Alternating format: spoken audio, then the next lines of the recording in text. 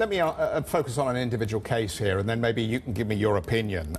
Here we have a company called Uniper, which has long-term supply contracts to its customers, locked in at a fixed price, which it is servicing through short-term purchasing on the wholesale market. We've seen this before in the banking sector, and it is a recipe for disaster if you get volatility in the short-term wholesale market. Now, do we need to see a restructuring of the way contracts are agreed here between buyers and sellers? Because it seems to me that that is an industry problem. And once again, what is the message that we're getting from industry? Could you please shovel some more European taxpayers' money into shareholders' pockets to resolve this? I think that's a simplified and unfair way to put these things. Any company, and that goes for any sector, is basically looking at a split between hedging their commodities and basically buying some of it on the wholesale market. So that's what Uniper has been doing, and it's not Uniper's fault that Russia has attacked Ukraine and shut off the gas supply to Europe. They happen to be the company taking off most of that gas, and that's why they're in a very difficult liquidity squeeze right now.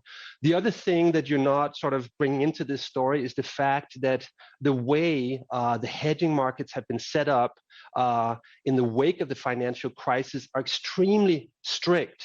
Essentially, the only thing you can put down as collateral today is gold or cash.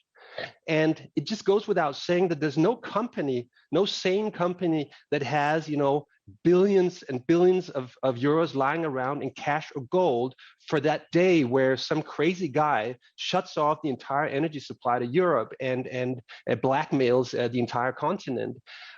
So we are in an extraordinary situation that has been brought upon us from the outside. We need to deal with that together with politicians, and I would say all cards are on the table here. We will be a constructive player, but it is wrong to basically, charge the companies, to reproach the companies for this situation, because it's not been brought on by the companies. Kristian, you're much smarter on this stuff than I am. This is what you do. But all I can see is Uniper has just taken 15 billion euros of German taxpayer funds to bail it out at a time when perhaps if it had made provision for this kind of emergency, it would have had some headroom. If it had diversified its source of supply from Russia to other countries, it would have got through this without a German government bailout.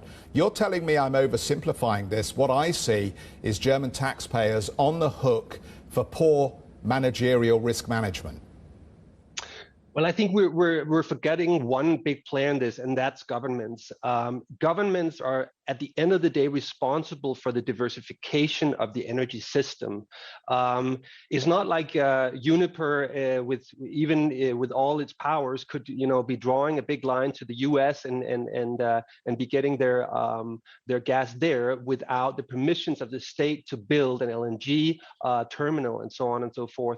The governments play a crucial role in making these things happen. The governments are basically the reason why we have not been able to build out renewables faster than we have. Today, we have more than 4 times the amount of renewable energy stuck in permitting procedures than we have under actual construction.